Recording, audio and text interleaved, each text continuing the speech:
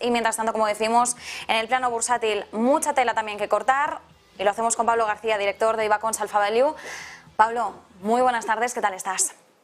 Hola, buenas tardes, todo bien, gracias. Bueno, muchísimas referencias las de hoy y además tengamos en cuenta que es una semana que en Estados Unidos está bastante candente con el tema, por un lado, de la Reserva Federal esta tarde y por otro lado, resultados tecnológicos después de la escabechina que hemos estado viendo en las plantillas, en la fuerza laboral de muchas de ellas.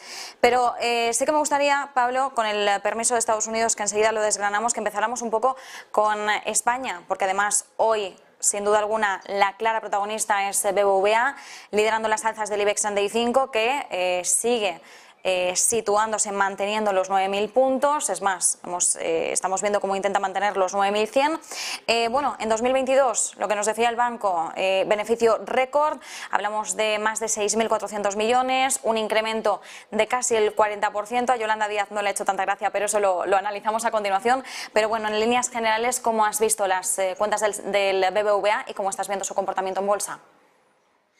Bueno, son unos resultados bastante buenos y mejores de lo que preveíamos, en línea con lo que estamos viendo en la banca comercial. No hay que obviar que la banca comercial española es de las mejores bancas en el plano comercial que tenemos en Europa. Vienen prácticamente todas las líneas, es decir, el margen de intermediación, 5,34 billones de euros, supera nuestras estimaciones. En el BPA, por supuesto también en los niveles de solvencia, pero también en los niveles de mora. Los índices de morosidad, el balance ratio en 3,4 es un excelente dato y claramente mejor de lo esperado. Incluso el ratio de eficiencia, el cost-to-income ratio, también ha sido mejor de lo previsto. Y la verdad es que, bueno, pues incluso también en los temas de dividendos, en las estimaciones para el conjunto del ejercicio, y ganar casi 6.420 millones de euros es un dato simplemente extraordinario. Lo único que queda a partir de aquí es quizá una cierta desaceleración del crecimiento, de los ingresos, incluso posiblemente de los márgenes, con el cost of risk que prevén en el banco de origen vasco crecer 100 puntos básicos. Pero la verdad es que positivos y buena reacción del mercado. Seguimos teniendo una recomendación compradora para BBVA. Y Pablo, como decíamos, más allá de las cuentas, bueno, Yolanda Díaz hoy ha reaccionado. Enseguida vamos a ver el tuit que ha publicado, ya lo estamos viendo en pantalla. Bueno, decía, mientras la subida del Euribor va a encarecer la hipoteca media en 250 euros al mes, los beneficios del BBVA crecen un 38%, superan los 6.400 millones, los mayores de su historia, y decía, la crisis no puede ser una excusa para ganar más, congelar hipotecas, moderar beneficios. Bueno, aquí hay bastante tela que cortar. Por un lado hay que tener en cuenta que el BBVA, pues un 57% de su negocio es México, 23% es lo que supone España. Entonces nos preguntamos si con esto Yolanda Díaz quiere decir que el BBVA debería repartir entre sus clientes españoles los beneficios que obtiene de otros países. Esta es una de las primeras preguntas que nos estamos haciendo. Por otro lado, hombre, quienes firman una hipoteca a tipo variable, cuando lo hacen, conocen las reglas del juego. Quiero decir, durante mucho tiempo quienes tenían una hipoteca a tipo variable han podido ahorrar, han podido beneficiarse de un entorno de tipos de interés negativos, y ahora esta es la parte que toca. Quienes tenían una hipoteca a tipo fijo, pues quizás lo hicieron temiendo el entorno en el que nos estamos viendo ahora. Entonces, bueno, hay que relativizar también un poco según qué grandes titulares que se dan, ¿no? Pero bueno, ¿qué opinión te merece?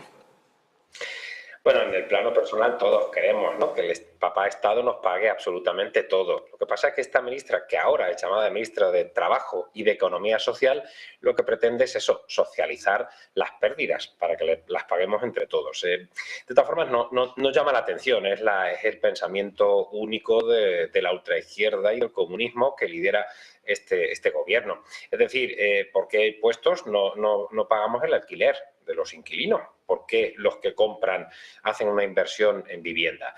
O solidarizarnos con las pérdidas de los inversores en criptoactivos. ¿Por qué estos que pierden en criptoactivos merecen menos que los que están invirtiendo en un activo, en un bien como es la vivienda? La verdad es que las propuestas comunistas, populistas, son bastante ridículas per se.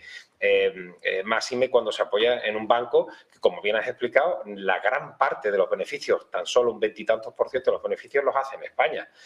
y con un sistema de Euribor y un sistema hipotecario que es el que rige para todos. Unos lo hacen mejor que otros y ganan más dinero. Por lo tanto, es eso, estamos en un país del ladrillo, de la especulación. Entonces, no tiene ningún sentido, insisto. Es más vulnerable una persona que está pagando un alquiler desde el punto de vista social que no el que está invirtiendo en un activo, en una compra de un activo. ¿Por qué defender a unos y no a otros cuando son distintos tipos de inversión? Insisto que es más de lo mismo, es un populismo rancio que lo único que busca es un voto cautivo de personas que sin grandes conocimientos y que, bueno, pues en el plano individual, pues todos queremos sopa y teta. Así que, no sé, me da mucha pena porque es un insulto a la inteligencia de todos los votantes, tanto socialistas como de cualquier, o comunistas que votan a Podemos. Pablo, más allá de este componente político, pero también económico, en Estados Unidos hoy estamos a la espera de la Reserva Federal. ¿Cómo estás viendo la sesión de hoy, marcada por las pérdidas, aunque no están siendo unas pérdidas tampoco muy notables, y en plena temporada de resultados empresariales? Que no se nos olvide, importante también tener el ojo puesto en las que van a publicar esta semana, pues por mencionar solo algunas de las grandes: Meta, Apple, Amazon. ¿Qué podemos esperar de la tecnología en su conjunto? ¿Qué opinión te merece en estos momentos?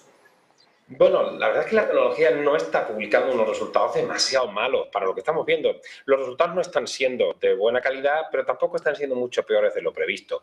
Yo francamente estoy sorprendido, ¿no? Habíamos cerrado un año 2022 y hemos comentado en algunas ocasiones en claras caídas después de un mensaje, precisamente a mitad de diciembre, de la señora Lagarde, insistiendo: tenemos una inflación demasiado elevada y tenemos que subir la nueva normalidad. Son subidas de 50 puntos. Hemos visto una inflación en Italia espectacular. Es que hay países, España, Italia, o incluso los datos de recesión que ya apuntan en Italia precisamente y en Alemania, que están teniendo unos datos de desaceleración, pero también de inflación subiendo, incluso las inflaciones subyacentes. Con todo eso, los bancos centrales seguirán subiendo tipos y el mensaje debería ser hawkish. Lo extraño es el movimiento del mercado con estas subidas, como dices, bastante tranquilizadoras, y con las altas betas, retailers, inmobiliarias, sectores ligados al consumo, como pueden ser también el sector automóvil, está sorprendiéndonos. Es decir, una cartera buy and hold lo está haciendo francamente mal. Las compañías más perjudicadas en cuanto, no tanto a resultados, pero sí en su recepción, están siendo las farmas, que lo están haciendo especialmente mal. Lo hemos visto en Pfizer, pero lo estamos viendo también en Novartis o en Roche, que publicará mañana. Alimentación, haciéndolo muy mal. Wow. Hemos empezado un año con betas altas, con un grado de optimismo exuberante que no esperábamos, y creo que no estamos descontando unas expectativas de subidas de tipos que no van a frenarse. 25 puntos básicos por parte de la FED es lo previsto, pero el mensaje va a ser lo más relevante si no se van a parar ahí, que no lo creemos. Y el Banco Central Europeo, para mí, es más sangrante incluso en Reino Unido. No olvidemos que también mañana tendremos posiblemente, creo que es la octava, novena, décima, por ahí andará, de subida de tipos en Reino Unido, con una inflación también absolutamente brutal, aunque ya bajará del 10%.